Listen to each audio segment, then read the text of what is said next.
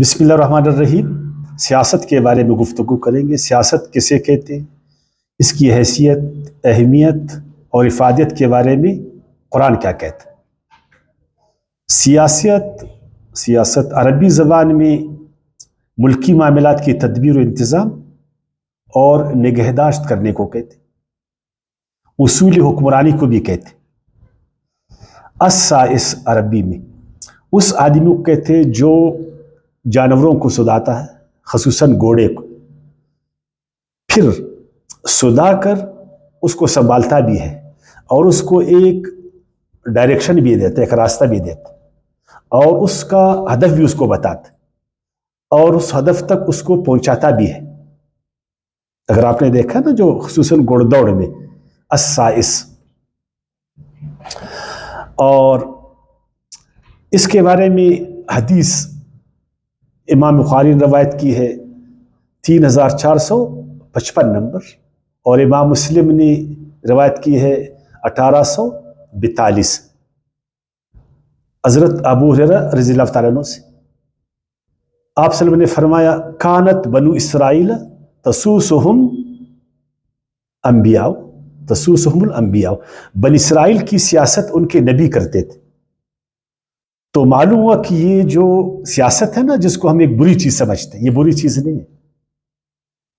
اللہ کے نبی جو کام کرتے ہیں نا، وہ کام برے نہیں ہوتے، وہ اچھے کام ہوتے، وہ ضروری کام ہوتے۔ تو سیاست ایک اچھی چیز ہے، ایک اچھا عمل ہے، اگر اچھائی کے طریقے سے، اچھے طریقے سے اس کو کیا جائے۔ قرآن مجید میں اس کے بارے میں سورہ انفال کی آیات 1 میں فاتقوا اللہ واصلحوا ذات بینکم، اللہ سے ڈرو اور اپنے معاملات کو سدھارو، اپنی معاملات کی اصلاح کرو۔ تو سیاست سے تو معاملات سدھریں گے نا۔ اگر ہم اچھی سیاست کریں گے اپنے یہاں تو ہمارے معاملات سدھریں گے، اور اگر ہم بری سیاست کریں گے اور ہم سیاست کو نہیں جانیں گے تو پھر ہمارے معاملات تو نہیں۔ معاملات کا سدھار، ان کی اصلاح، وہ اچھی سیاست سے ہے۔ جہاں پر اچھی سیاست نہیں ہے، جہاں پر سیاست نہیں ہے، جہاں پر سیاست پر پابندی ہے، سیاست مغلوب ہے، سیاست برے لوگوں کے ہاتھ میں ہے، تو وہاں پر پھر معاملات وہ بگڑے ہیں، اچھے نہیں ہیں۔ سورہ نساء کی آیت 114 میں اللہ تعالیٰ نے فرمایا لا خیر فی کثیر من نجواہم الا من امر بصدقۃ او معروف او اصلاح بین الناس۔ انسان جو تدبیریں کرتا ہے، جو میٹنگیں کرتا ہے، جو مشورے کرتے ہیں، اکثر و بیشتر وہ اچھے نہیں ہیں، لیکن اچھے بھی ہوتے ہیں کہ ہم نے ان معاملات سے انسانوں کا اصلاح کرنا ہے، ان کے معاملات کو ہم نے سدھارنا ہے، اور ہم نے معروف اور صدقے کا کام، یہ پر ٹھیک۔ یعنی اگر ہم لوگ اس سیاست کو اچھا ڈائریکشن دیں گے، اس کی مقصدیت کی طرف اس کو لے جائیں گے، اچھائی کے ساتھ اس کو کریں گے، تو یہ قرآن کی روح سے ایک اچھا عمل ہے۔ اور سورہ ہود کی آیت 117 میں اللہ تعالیٰ نے فرمایا وَمَا كَانَ رَبُّكَ لِيُهْلِكَ الْقُرَىٰ بِالظُّلْمٍ وَأَهْلُهَا مُصْلِحُونَ۔ اگر ایک معاشرے میں لوگ اچھائی کر رہے، ایک دوسرے کی اصلاح کر رہے، ایک دوسرے کے معاملات کو بنا رہے، اس معاشرے کو اللہ تباہ نہیں کرے گا۔ اللہ اس معاشرے کو تباہ کرے گا جہاں پر ظلم ہے مگر اصلاح کرنے والے لوگ نہیں ہیں۔ ظلم ہے، اصلاح کرنے والے لوگ نہیں ہیں۔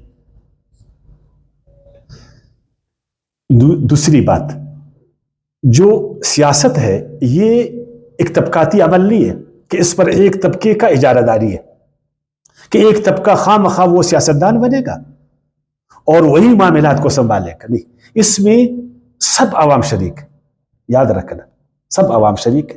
خلافت میں، سیاست میں سب عوام شریک۔ سورہ انعام کی آیت 165 میں اللہ تعالیٰ نے فرمایا وَهُوَ الَّذِي جَعَلَكُمْ خَلَائِفَ الْأَرْضِ، اللہ وہ ذات ہے جس نے ٹھہرایا تمہیں، اے انسانوں، مقرر کیا تمہیں زمین کا خلیفہ سب کو، وَرَفَعَ بَعْضَكُمْ فَوْقَ بَعْضٍ دَرَجَاتٍ لِيَبْلُوَكُمْ فِي مَا آتَاكُمْ۔ ہاں، پھر انسانوں کی درجہ بندی ہے، کوئی عالم ہے، کوئی نہیں ہے، کوئی جانتا ہے، کوئی نہیں ہے، کسی کی صلاحیتیں ایک کام ہے، کسی کی صلاحیتیں ایک کام ہے، تاکہ آزمائش لوگوں کا کرے، لیکن شریک سب کچھ۔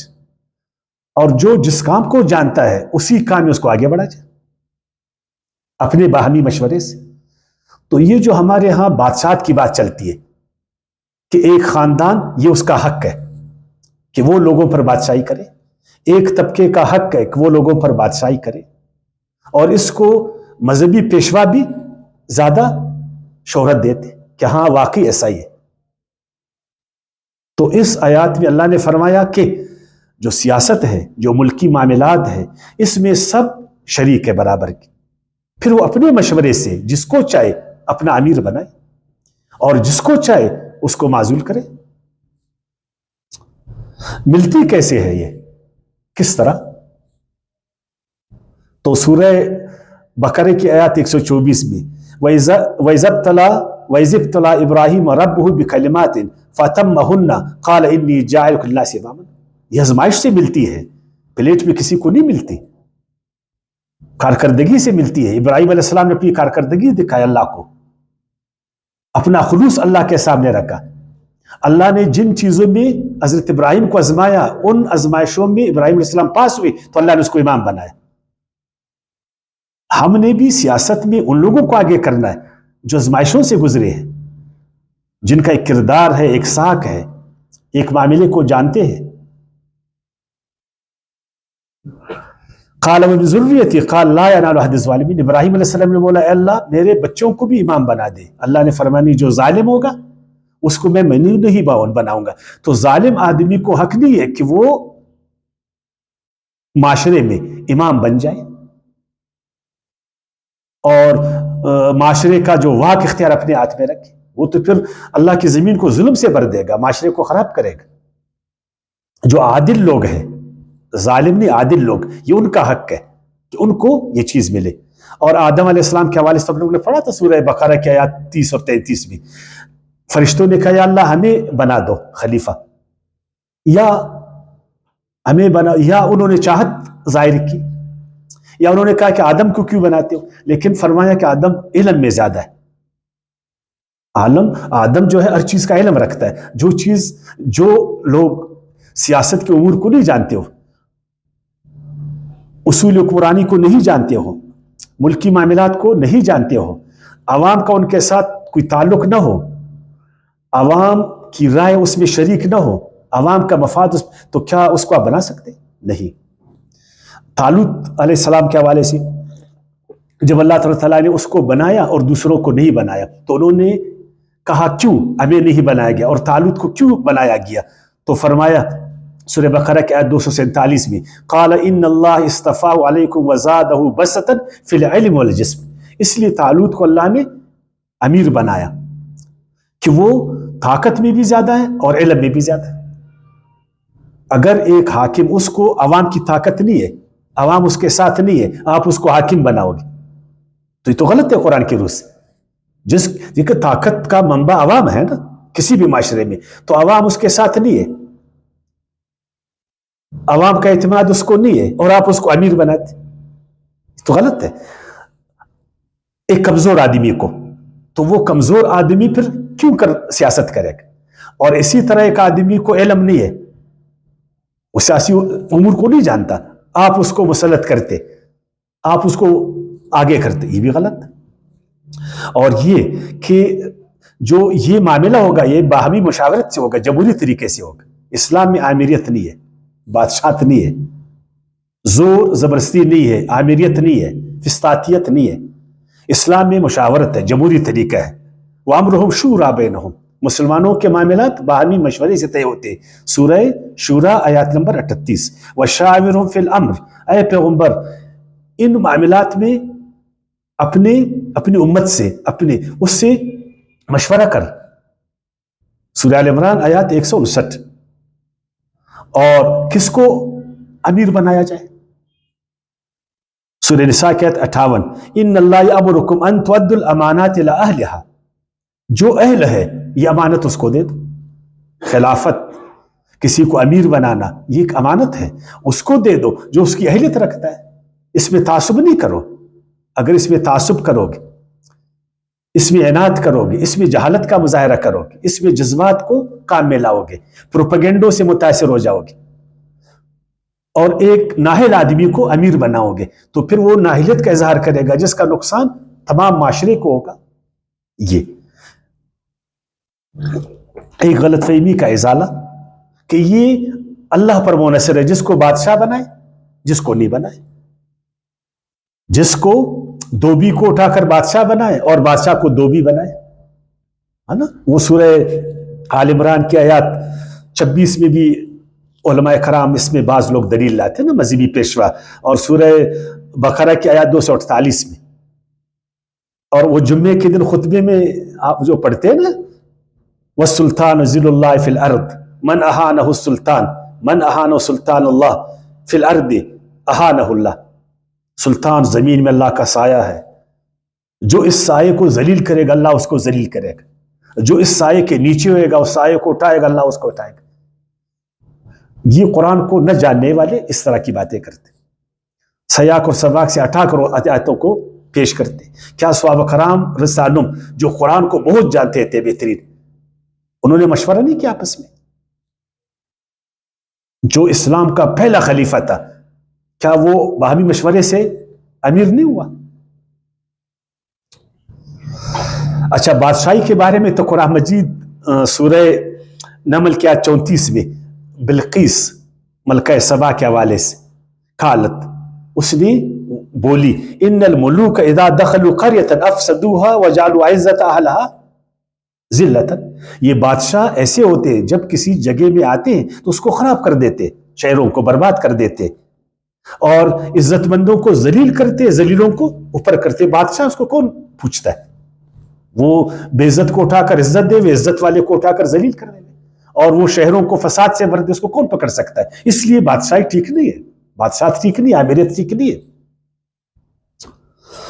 اور اس کا مقصد پھر کیا ہے؟ کیا مقصد ہے کہ ہم سیاست کریں، ایک ملک بنائے، ایک نظم بنائے، اس نظم کا ایک اچھا امیر بنائے. تو فرمایا کہ جتنے نبی ہم نے مبعوث فرمائے، سورہ حدید کی آیات 25 میں لقد ارسلنا رسلنا بالبینات وانزلنا معهم الکتاب والمیزان لیقوم الناس بالقسط، تاکہ معاشرے میں انصاف پیدا ہو جائے. حکمرانوں کا یہ فریضہ ہے، ان کی ذمہ داری ہے کہ معاشروں کو امن دے، معاشرے میں انصاف کو قائم کرے، اس کو مینٹین رکھے. اگر وہ انصاف نہیں قائم کرے گا تو پھر وہ مقصد سے ہٹ گیا نا. یا داؤد 38ویں سورت کی 26ویں آیت میں، یا داؤد، اے داؤد انا جعلناک خلیفۃ فی الارض فاحکم بین الناس بالحق. اے داؤد، اللہ نے تم کو جو خلیفہ بنایا، تم نے اللہ کی زمین میں عدل کو قائم کرنا ہے، انسانوں کے بیچ میں میرٹ کو قائم کرنا ہے، حق کا فیصلہ کرنا ہے. ولا تتبع الہوا، خواہشات کی پیروی نہیں کرنا ہے. اگر ہمارے عمرا وہ خواہشات کی پیروی کریں گے، اپنے من پر چلیں گے، اپنے مفادات کو آگے بڑھائیں گے، عوام کے مفادات کو چھوڑیں گے، عوام کی مرضی پر نہیں چلیں گے، تو یہ غیر قرآنی عمل ہے. قرآنی عمل تو یہ کہ آپ عوام کے مفاد کو سامنے رکھیں، اس کی مرضی کو سامنے رکھیں، حق کو سامنے رکھیں. اور پیغمبر صلی اللہ علیہ وسلم کے بارے میں سورہ اعراف کی آیات 157 میں یأمرهم بالمعروف وینہاہم عن المنکر ویحل لهم الطیبات ویحرم علیہم الخبائث ویضع عنہم اسرہم والاغلال التي كانت علیہم. پیغمبر کو اللہ نے مبعوث بنائے تاکہ معاشرے میں معروفات کو عام کرے، معاشرے سے برائیوں کو ختم کرے، پاکیزہ چیزوں کو جو ہے نا عام کرے، ناپاک چیزوں کو ختم کرے، حلال چیزوں کو فروغ دے اور حرام چیزوں کو ختم کر دے. اور یہ کہ وہ جو جبر کا ماحول ہے اس جبر کے ماحول کو ختم کر دے، آزادی کے ماحول کو فراہم کرے. اگر ہمارے سیاستدان، ہمارے عمرا وہ ہمیں مزید غلام بنائے ہماری طاقت کے بل پوتے پر، تو یہ تو غلط ہے. اگر وہ ہم آزادی دیں گے، ان زنجیروں کو ختم کر دیں گے جن میں ہم لوگ جکڑے ہوئے، خصوصاً ہمارے معاشرے میں جن طاقتوں نے عوام کو زنجیروں میں جکڑا ہوا ہے، یہ سیاستدانوں کا کام ہے کہ جاگیرداروں سے کے ظلم سے اس کو چھٹکارا دے دے.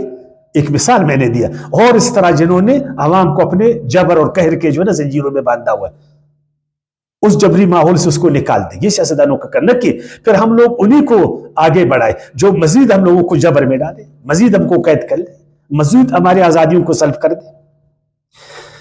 اور آخری بات سورہ حج کی آیت 41 میں الذین ان مکناہم فی الارض اقاموا الصلاۃ وآتوا الزکاۃ وامروا بالمعروف ونہوا عن المنکر، ان کا کام ہے کہ وہ معروفات کو عام کرے، منکرات کو ختم کر دے، نماز کا نظام کو برپا کر دے اور زکوٰۃ کا نظام کو، کہ معاشرے میں کوئی غریب نہیں رہے۔